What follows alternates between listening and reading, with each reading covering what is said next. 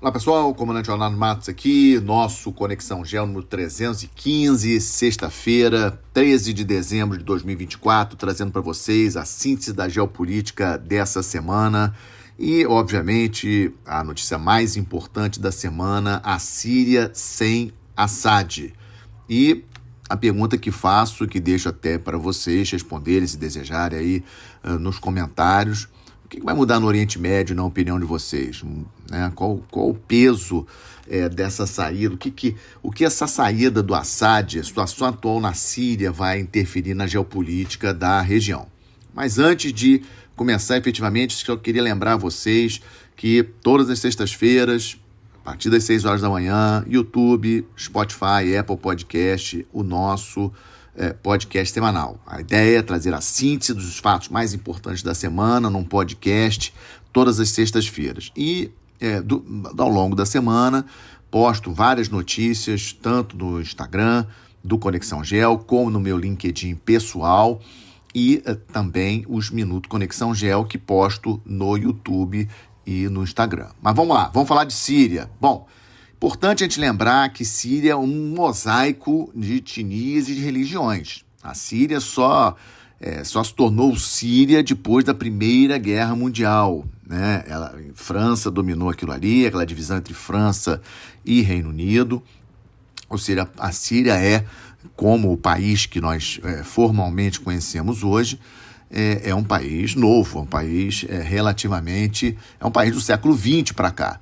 E o que isso quer dizer? Quer dizer que é uma mistura, né, como eu falei, de religiões, de etnias, muito complicado de ser governado.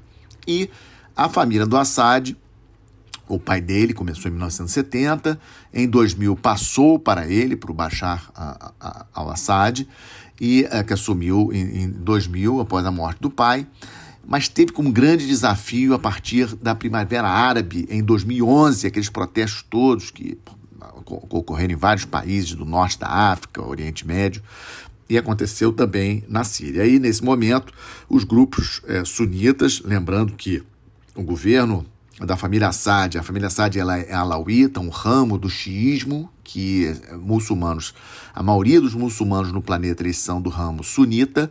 A Arábia Saudita é sunita, Egito é sunita, mas o Irã, como vocês sabem, é muçulmano xiita, e a Síria é alauíta, que é um ramo do xiismo. Pois bem, isso já mostra a aliança entre Síria e Irã, né? E a partir, nessa Primavera Árabe, o que fez a diferença foi o apoio da Rússia, especialmente a partir de 2015. A Síria já tinha a Rússia como seu principal fornecedor de armas, né? Esse é um dado importante, e a Rússia tem em território sírio duas bases, uma base aérea e uma base naval. Aliás, a única base naval da Rússia fora do território russo, a base naval de Tartus, né? Importantíssima. E o apoio, forte apoio da Rússia ao lado de Assad contra os jihadistas sunitas em 2000, a partir de 2015, foi fundamental. Tivemos o cessar-fogo. A partir de 2020 a situação ficou meio estabilizada, mas estabilizada tendo ali algumas ilhas, por exemplo, a ilha dos curdos a nordeste, que tem apoio dos Estados Unidos, o Exército Nacional da Síria, que é apoiado pela Turquia ao norte, e a noroeste, esse grupo HTS, que foi o principal grupo que se insurgiu e rumou em direção à capital e, de uma maneira impressionante, conseguiu chegar em Damasco com pouca resistência do exército sírio, mostrando já uma fragilidade do exército sírio, parecido como foi lá no Afeganistão, quando de repente os talibãs foram avançando numa velocidade muito rápida, conseguiram conquistar a capital. E a gente viu ali que, efetivamente, o apoio que o governo do Assad tinha dos iranianos, dos próprios russos e também do Hezbollah, né? Hezbollah, vocês lembram, o grupo xiita lá do Líbano, que é fortemente apoiado pelo Irã, foi muito degradado pelos ataques de Israel, especialmente nos últimos 2-3 meses.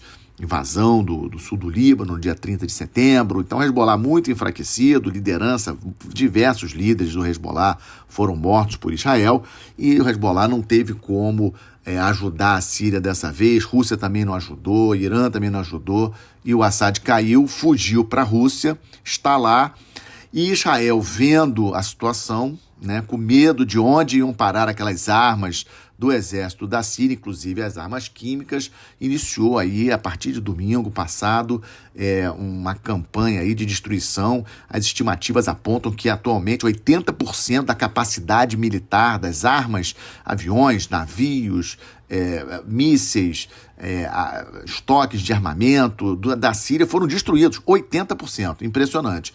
E Israel também avançou ali nas colinas de Golã, ocupando posições que eram posições do exército sírio, ficando numa posição, militarmente falando, até mais favorável em relação à proteção, digamos assim, de Israel. As colinas de Golã são elevadas, obviamente, então tem uma posição aí militarmente privilegiada em relação à Síria. Disse ontem o ministro da Defesa de Israel que isso é temporário, apenas até a Síria poder se reestruturar e ter um exército aí formalmente. Agora, vocês imaginam a confusão que hoje a Síria está, porque ela tinha, obviamente, uma administração, né, tinha um funcionamento do governo, comércio exterior, alfândega, as instituições governamentais, e isso tocou um barata-voo essa semana. Muitas embaixadas foram evacuadas, inclusive, até a do Brasil.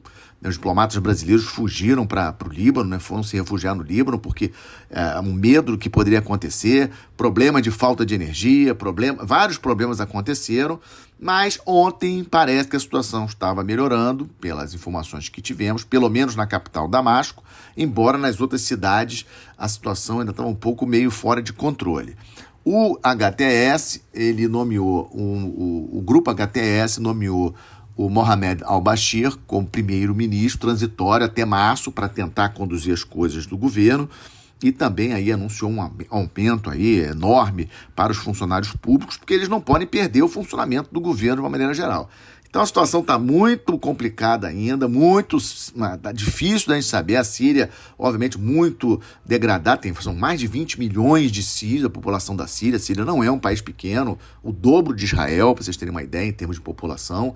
Existem cerca de 3 milhões de sírios refugiados ainda lá na Turquia, então esse é um dado também importante. Há uma expectativa desses sírios voltarem para o país, mas como é que fica o país? Como é que fica o comércio exterior do país? Como é que a Síria vai funcionar em termos de economia, como é que vai se estruturar? Isso nós ainda não sabemos.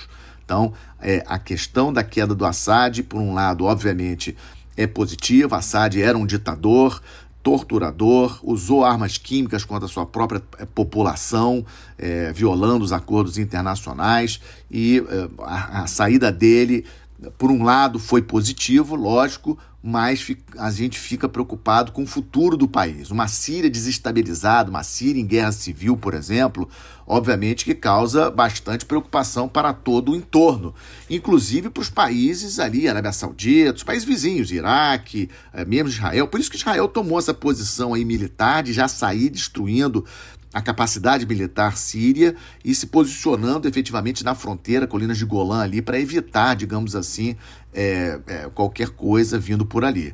Então, vamos seguir acompanhando. A situação na Síria ainda muito cinzenta, como eu falei, não dá para prever. E, além da questão da Síria, Israel continua atacando as posições do Hamas lá em Gaza, muitas conversas aí de bastidores sobre cessar-fogo com o Hamas, faixa de Gaza, a gente ainda não sabe como é que isso vai ficar.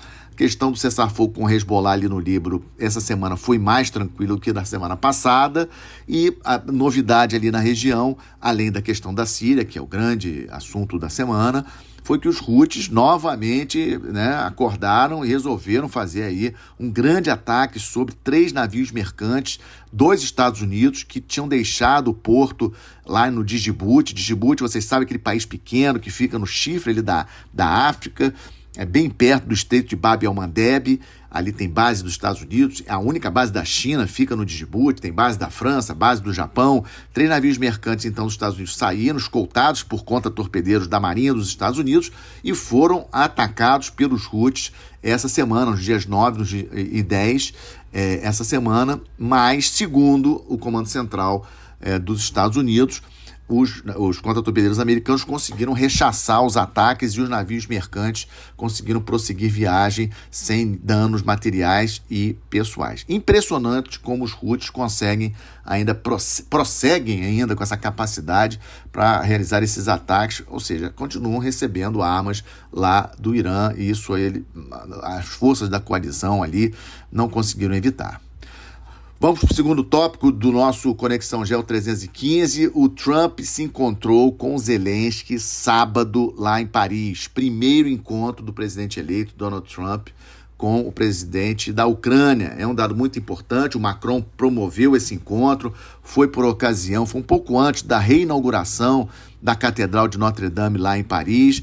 Macron, como vocês têm acompanhado também, está numa situação política muito difícil. Semana passada caiu o primeiro-ministro dele e ele deve nominar hoje ainda o novo primeiro-ministro francês. Então o Macron, enrolado politicamente, veio com essa sacada de promover esse encontro entre Trump e Zelensky, fotos saíram nas mídias. A gente tem que entender a cabeça desses líderes, né? O Macron tem essa aspiração de liderança na Europa, porque efetivamente existe um vácuo de liderança na Europa de uma maneira geral. Eu diria que hoje o destaque político da Europa é a primeira-ministra da Itália, Giorgia Meloni, mas o Macron ele tenta, logicamente, postar aí de grande liderança da França, então promoveu esse encontro do Trump com Zelensky. O Trump já disse claramente para o Macron que a questão com a OTAN disse ele que não tem nenhum problema com a OTAN, a questão é só quanto que os países da OTAN gastam com armamento. Um assunto que eu já trouxe aqui para vocês, existe um acordo entre os países da OTAN, são 32 países da OTAN, de que eles devem gastar pelo menos 2% do PIB desses países com defesa. E, para vocês terem uma ideia, apenas agora, em 2024, dos 32 países membros da OTAN, 23 vão alcançar esse percentual. Então, o que o Trump reclama desde o primeiro mandato dele, e vamos ser aqui honestos, com razão, é que os países da Europa não cumprem o seu papel, que os Estados Unidos estão gastando dinheiro para defender os países europeos, e ele cobrou isso novamente do Macron.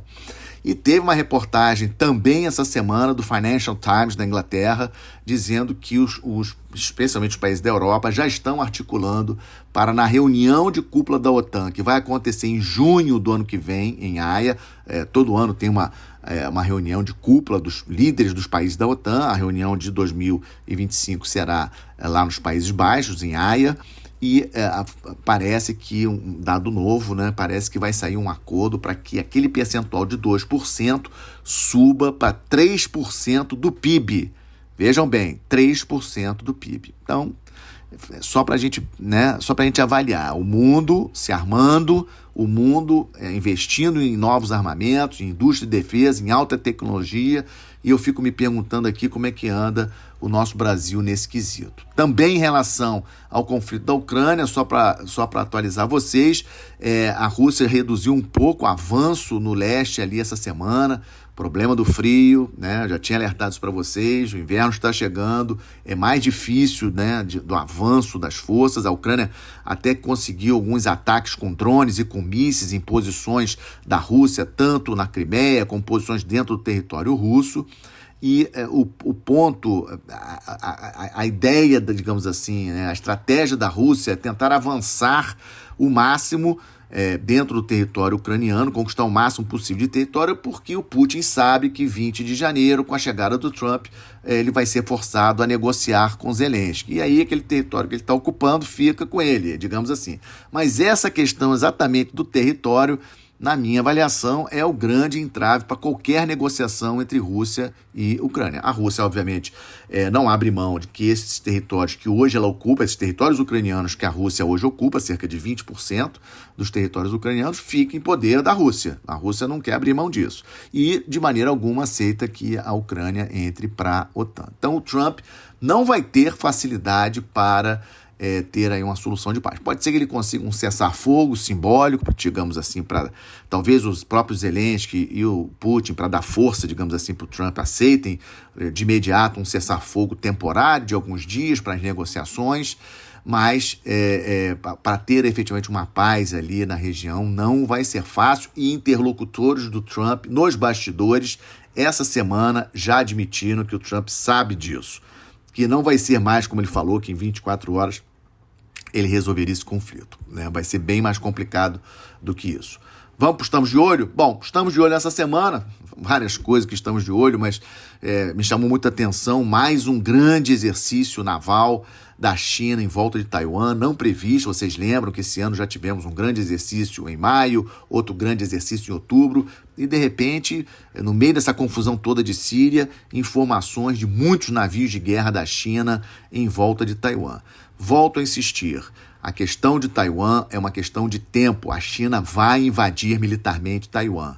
Não sabemos, não temos como precisar quando, mas a China está testando essa quantidade de exercícios navais em volta de Taiwan, é para testar os sistemas de detecção de Taiwan, né, saber esse posicionamento, treinar as tripulações dos navios, das aeronaves, Força Aérea Chinesa, operações especiais da China. Não tenham dúvida, a China está se preparando para invadir Taiwan. A China tem um grande problema demográfico, a China não está indo bem em termos econômicos, estão muito preocupados com a assunção do Trump 20 de janeiro. Aliás, rapidamente, ontem, quinta-feira, o Trump anunciou que vai convidar o Xi Jinping para sua posse no dia 20 de janeiro, né? O Trump, eu já falei para vocês, o Trump é um grande negociador, né? A China claramente é o grande inimigo dos Estados Unidos. Os documentos estratégicos dos Estados Unidos falam claramente que a China é o grande opositor. O Trump bateu demais na China no primeiro mandato dele, na época do Covid, chamando de vírus chinês, vocês lembram disso? E o Trump agora convida o Xi Jinping para sua posse no dia 20 de janeiro. O Xi Jinping, na minha opinião, não vai, né? E podem me cobrar. A invasão de Taiwan é uma questão de tempo. Quando exatamente vai ser, não consigo precisar para vocês, porque isso depende demais de como está o nível de preparo das Forças Armadas chinesas para isso. Esse é que é o entrave, né? A China está se preparando, mas como é que ela está exatamente? Porque esse ataque contra Taiwan tem que ser um ataque rápido. A China não pode demorar para conquistar a ilha, para tomar a ilha, para dar chance aí dos Estados Unidos intervir de alguma forma.